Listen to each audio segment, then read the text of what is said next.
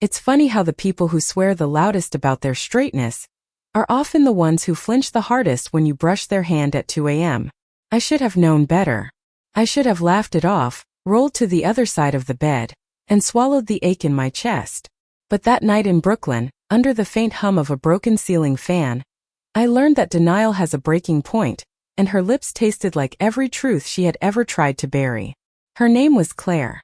My best friend since sophomore year of high school, the girl who smoked cherry-flavored vape pens behind the gym, and claimed she'd marry some rich finance guy in Manhattan one day. She always insisted on her type. Tall, broad-shouldered men, the kind who drove trucks and said ma'am without irony. I used to nod along, even as my stomach twisted, because wanting her was the most foolish and dangerous thing I could ever allow myself. But that summer everything unraveled. The story of us doesn't start with romance. It starts with catastrophe. My mom died of breast cancer in March, and suddenly I was 24 with a degree in English literature, a mountain of grief and no place to live. Claire reckless, golden-haired. Impossible. Claire opened her door before I could even ask. "You're moving in," she said simply, tossing me a spare key as if it were nothing. I wanted to tell her I couldn't. That living with her, smelling her shampoo in the bathroom, watching her walk around in shorts that should have been illegal, would destroy me. But I didn't have anywhere else to go. Her apartment was small, 2 bedrooms, one perpetually leaking kitchen sink, and a fire escape that overlooked the gritty hum of New York. She worked days at a publishing house as an assistant, nights at a bar. She'd stumble in at 2 in the morning, cheeks flushed with gin and city lights, and collapse onto the couch. Those were the nights I tucked a blanket over her, my fingers lingering just a moment too long against her skin. She never stirred, but I think part of her always knew. One evening in July, a thunderstorm swallowed the city. The rain slammed against the glass like a warning. The power went out, and the apartment sank into darkness. I lit candles, the wax dripping onto the old wooden table, and when Claire walked in drenched from head to toe, laughing like she had never once known sorrow, I almost confessed. "Bedroom's freezing," she muttered after her shower, towel wrapped lazily around her body. "Wanna share yours? Just for tonight." My pulse hammered so loudly I thought she'd hear it. We climbed into my bed, the sheets cool against our skin. She curled up next to me like it was the most natural thing in the world. The storm roared outside, but inside the silence was suffocating. I stared at the ceiling, forcing myself to keep my breathing steady. And then her hand brushed mine. It wasn't an accident. People think the first kiss is magical, that it's fireworks and violins and starlight. But ours was jagged, desperate. Claire kissed me like she was trying to erase every word she had ever spoken about being straight. Her mouth tasted like wine and fear, like every boundary we were shattering. When we pulled apart, her chest rose and fell like she had run a marathon. "I'm not gay," she whispered, as if saying it could undo what just happened. "I know," I said, but I didn't believe it. The days after were torture. She avoided my eyes, busied herself with meaningless chatter. Yet at night, when the city fell quiet, she slipped into my bed again. Sometimes she stayed on her side, stiff and trembling. Other times she let herself unravel, her fingers tangled in my hair, her lips pressed against my throat like she needed me to breathe. But in the mornings she always pulled away. "It was a mistake," she'd mutter, sipping coffee with shaking hands. And every morning a part of me shattered.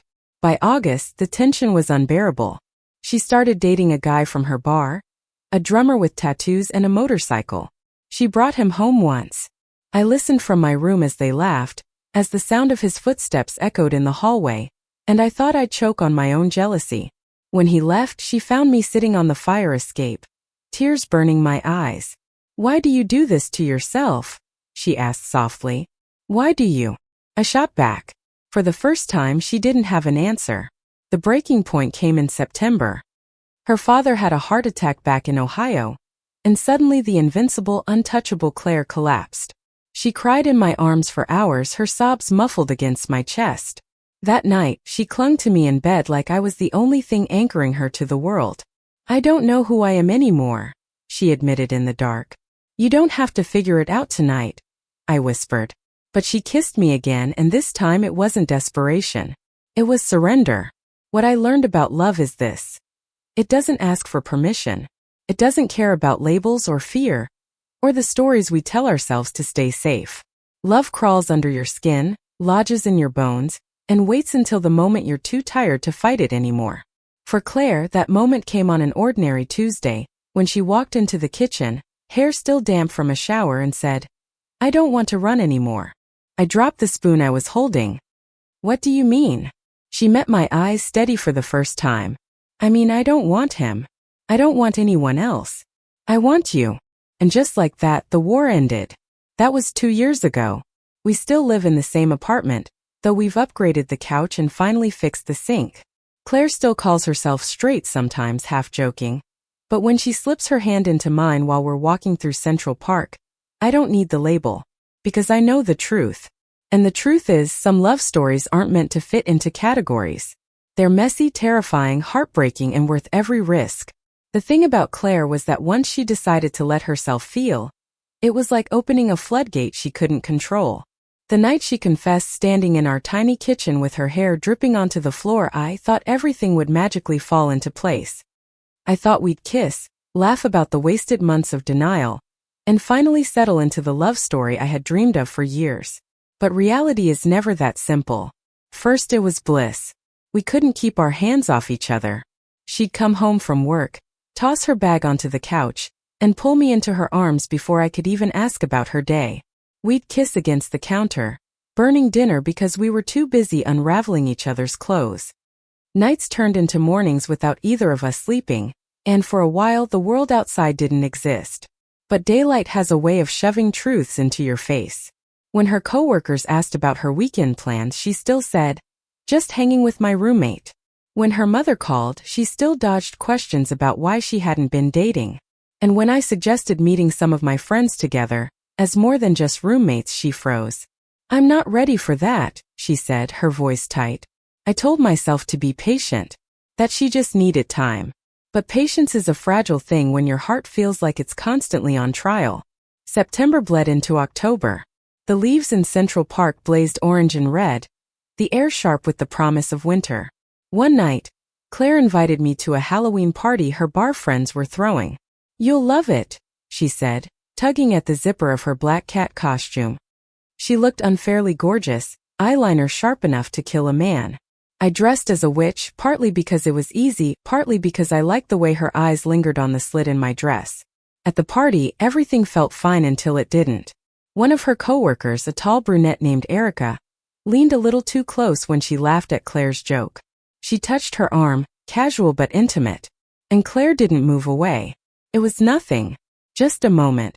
But to me it felt like watching a crack split wide open across a wall I had built my whole life around. On the subway ride home, I couldn't stop myself. "Do you like her?" I asked. Claire blinked at me, caught off guard. "What? No. Why would you even say that?" "Because you let her touch you like it was nothing," I snapped. Her face hardened. "She's a friend. Not everything is some big deal." But it was a big deal. Because for weeks I had been living in a half-love, a half-truth, a half-life. And I was starting to wonder if I was just her secret, her safety net, her experiment. The fight didn't end on the subway. It followed us into the apartment, growing louder and sharper with every word. "You don't get it," she said finally, pacing the living room like a caged animal. "I don't know how to be this. I don't know how to introduce you as my girlfriend. I don't know how to tell my family. I don't know how to live like this. And what am I supposed to do?" I shot back. "Hide forever? Pretend I'm just your roommate while you figure yourself out?" Her silence was an answer I couldn't bear. I slept on the couch that night, staring at the cracks in the ceiling until the sun came up. The next few weeks were a blur of almosts. Almost touching her hand in public but stopping myself. Almost saying I love you but swallowing it down. Almost breaking up with her but clinging to hope instead. The thing about love is that it doesn't vanish overnight. It lingers even when it hurts. Especially when it hurts. One morning in November, I found her sitting on the fire escape, smoking one of her old cherry vapes she had sworn she'd quit. The air was cold, her breath visible in the dawn light. "I don't want to lose you," she said quietly. "Then don't," I whispered. She looked at me, eyes shining with tears. "It's not that simple. But it could have been. Thanksgiving was our undoing. Claire insisted we fly to Ohio to spend it with her family. It'll just be easier if we go together, she said. Easier for who, I wondered. Her family was kind in that Midwestern way, warm smiles, too much food, endless small talk. They treated me like Claire's lifelong friend, which I supposed I was. Just not in the way they thought. At night, in her childhood bedroom with its faded posters and creaky twin bed, she kissed me like she was starving. But when her mother knocked on the door in the morning, she pushed me away and whispered, "Act normal." Something inside me cracked. The breaking point came at dinner when her uncle asked, "So Claire, any boyfriends these days?" She laughed, shaking her head. "Nope. Still single. Still single." The words cut deeper than any fight we'd ever had. I stared at her, willing her to correct herself, to say something, anything. But she didn't. She just smiled, as if those months we had spent tangled in each other's arms had never happened. I excused myself, locked myself in the bathroom, and cried quietly into a hand towel. That night I slept on the floor. On the flight back to New York, silence stretched between us like a canyon. She held a book in her lap, flipping pages without reading them. I stared out the window, watching the clouds blur beneath us, and wondered how something that had once felt infinite could suddenly feel so small. When we landed, she finally spoke. "I'm sorry," she said. "For what?" My voice was flat. "For not being what you need me to be." I swallowed hard, my throat aching. "And what is that?" She didn't answer. December in New York is merciless. The wind slices through your coat, the nights stretch endlessly, and everything feels heavier. Claire and I moved around each other like ghosts. We still lived together, still shared the same space, but the spark was gone. Or maybe it was just buried under the weight of everything we hadn't said. One night, I came home to find her sitting on the couch with Erica. They were laughing, drinking wine, the kind of easy companionship that once belonged to us. Something inside me snapped. I grabbed my coat and left without a word. I wandered the city for hours, the streets glittering with Christmas lights I couldn't bring myself to admire. I ended up at a dive bar in the East Village, where the music was too loud and the drinks too strong. A woman with sharp eyes and a leather jacket bought me a whiskey, and for the first time in months, I let someone else touch my hand. It didn't feel right. It didn't feel like Claire. But it felt like breathing again. When I stumbled back into the apartment at 2 a.m., Claire was waiting. "Where were you?" she demanded, her voice breaking. "Out," I said simply. "With who? Does it matter?" Her face crumpled. "Of course it matters." "Why?" I asked, finally letting the fury spill out. "You won't even admit I'm yours. You won't even say my name when someone asks if you're single. So tell me, Claire, why does it matter who touches me?" She didn't answer. She just stared at me, eyes wide and wet, as if I had ripped her open. And maybe I had. That winter we fell apart. Not with one big explosion, but with 1,000 small silences. We stopped sharing a bed. We stopped lingering in the kitchen. We stopped being us. And yet, despite it all, I couldn't bring myself to leave. Because love is cruel like that. It roots itself deep, refusing to be pulled out, even when it hurts more than it heals. By January, I knew something had to change. Either she'd choose me fully, or I'd have to walk away. One snowy night I finally said it. "I can't do this anymore," I whispered, my suitcase half-packed by the door. Her face went pale. "You're leaving." "I have to," I said. "Because if I stay, I'll lose myself." She stared at me, trembling. And for the first time, she didn't try to argue. The night I packed my suitcase, the apartment felt like it was holding its breath. Claire sat on the couch, knees pulled up to her chest, her hair falling in messy strands around her face. She didn't try to stop me. She didn't beg or make promises she couldn't keep. She just watched as I zipped the bag, the sound slicing through the silence like a blade. When I reached the door, she finally spoke. "Where will you go?" I swallowed hard, my fingers tightening around the handle. "I don't know. But anywhere has to hurt less than this." Her lips parted like she wanted to argue, but no words came out. And maybe that was the cruelest part, not that she didn't fight for me, but that she didn't believe she could. I left without looking back. I found a sublet in Queens, tiny, overpriced, with a radiator that clanged all night like it was haunted. It wasn't home. But at least it wasn't full of ghosts wearing Claire's perfume. The first week, I cried myself to sleep every night. The second week, I started forcing myself out of bed, dragging my body to job interviews in coffee shops, anywhere that wasn't the four walls of that suffocating apartment. By the third week, I told myself I was moving on. But healing isn't linear. It's messy, uneven, cruel. Some mornings I felt strong, almost free. Other mornings I picked up my phone just to stare at her name, my thumb hovering over the call button until I forced myself to put it down again. She didn't reach out. Neither did I. We were two stubborn hearts, both bleeding, both silent. By February, New York was buried under snow. The city felt quieter, as if muffled by all that white. I threw myself into work, freelance editing gigs, bartending on weekends, anything to keep my mind too exhausted to wander back to her. But every once in a while something broke through. A song on the radio. A pair of shoes in a store window that looked like hers. The smell of cherry vape drifting from a stranger on the street. And each time the ache returned like it had never left. One night I met someone. Her name was Maya. A photographer with wild curls and a laugh that could warm the coldest room. We met at a gallery opening through a mutual friend, and she asked me out for drinks. I said yes. It felt strange at first sitting across from someone new, learning their stories, their quirks. Maya was open in a way Claire never had been. She introduced me to her friends, held my hand in public, kissed me without hesitation. For a moment, I thought maybe this was what I needed. Stability. Certainty.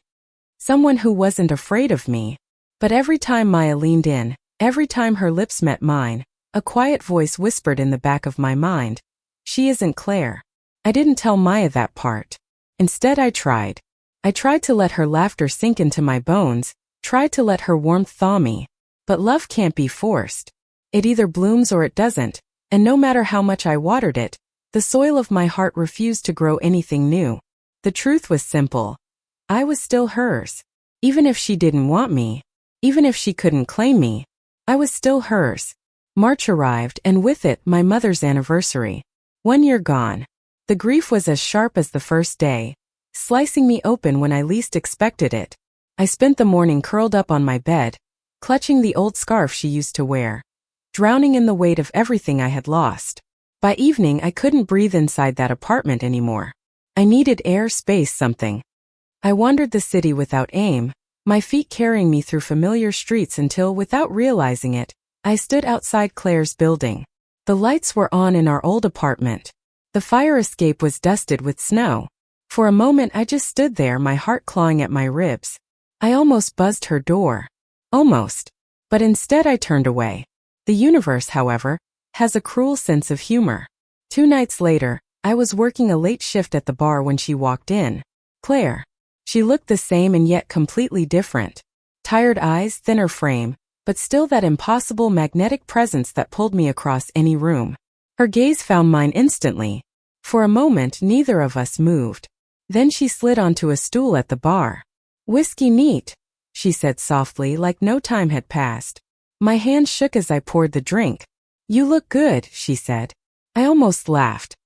"I look exhausted." "Still good," she murmured, her eyes lingering too long. The air between us was heavy, charged. I set the glass in front of her.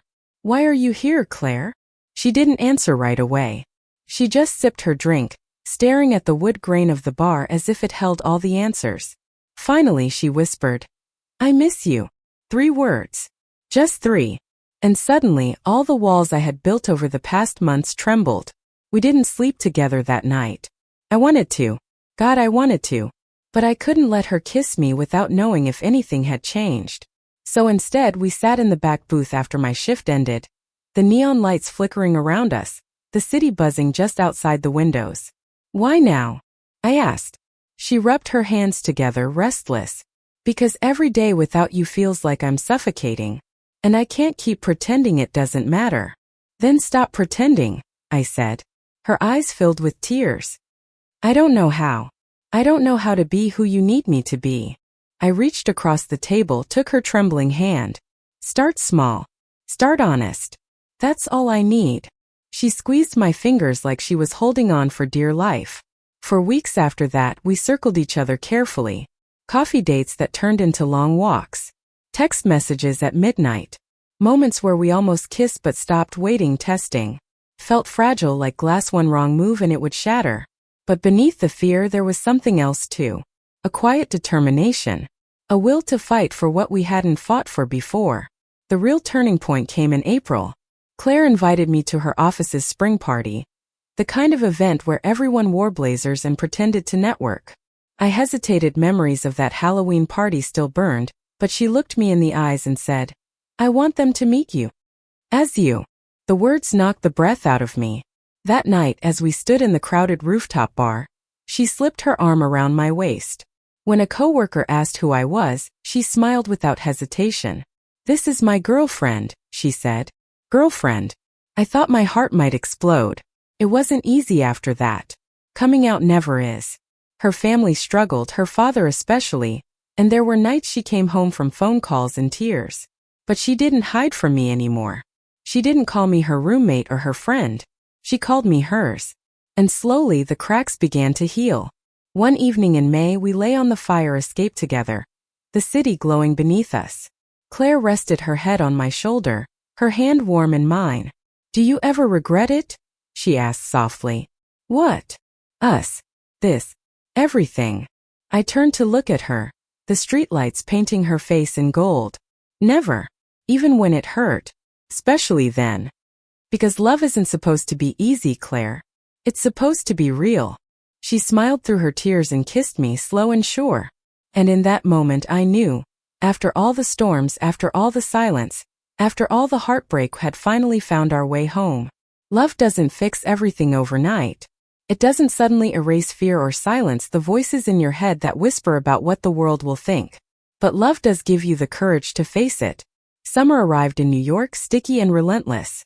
Claire and I had settled back into a rhythm different from before, stronger, truer. She introduced me as her girlfriend without flinching. She held my hand on the subway, even when strangers stared too long. She leaned into me at parties, her smile wide, her laugh brighter than I'd ever heard. But there were still battles. Her father called one evening, his voice sharp through the phone. "This isn't who you are, Claire. You're confused." I listened from the kitchen as she clenched her jaw, tears glistening in her eyes. "I'm not confused," she said finally. "I'm in love." When she hung up, she crumbled into my arms. I held her for hours, whispering, "We'll be okay. I promise." By July, she had stopped answering some of her family's calls. It hurt her, I could see it, but she also began to build something new. Our home, our life. We repainted the apartment together, splattering blue paint across the walls and each other. We hosted dinners for friends, crowded around the tiny table with too much pasta and cheap wine.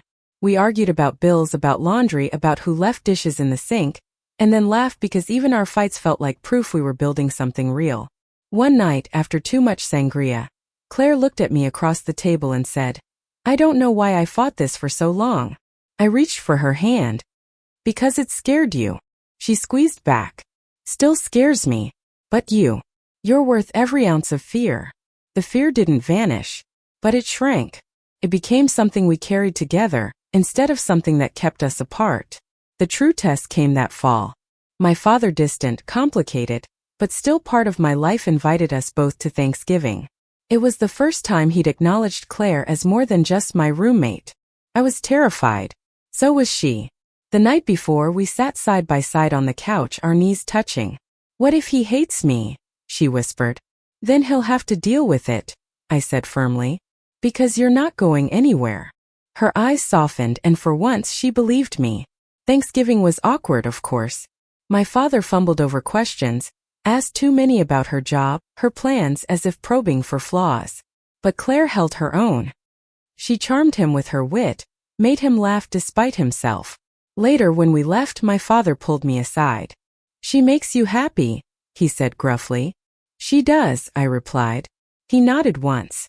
That's enough. It wasn't approval in the traditional sense, but it was more than I had dared hope for.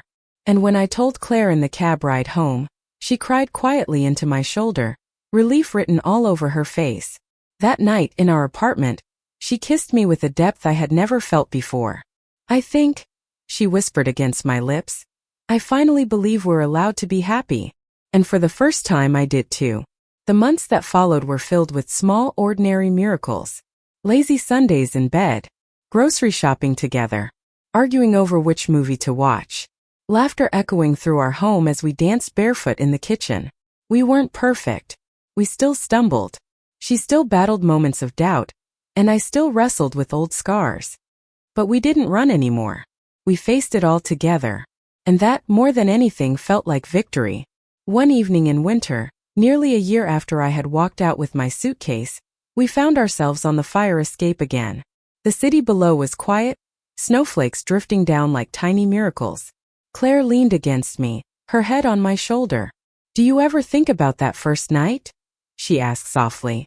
"The storm," I said. "Every day." She smiled, a little wistful. "I was so scared. I thought kissing you would ruin everything." "And did it?" I teased gently. She tilted her face up to mine. "No. It saved me." I kissed her then, slow and deep, the snow melting on our skin.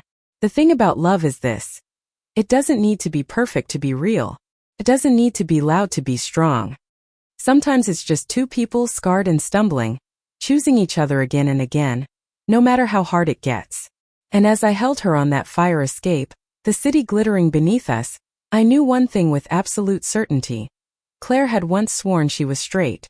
She had once sworn she'd never love me. But she did. She loved me. And that was enough. 2 years later, on a quiet Saturday morning, Claire woke me by sliding a ring box onto my pillow. "No speeches," she said nervously, her eyes wide. "Just, will you?"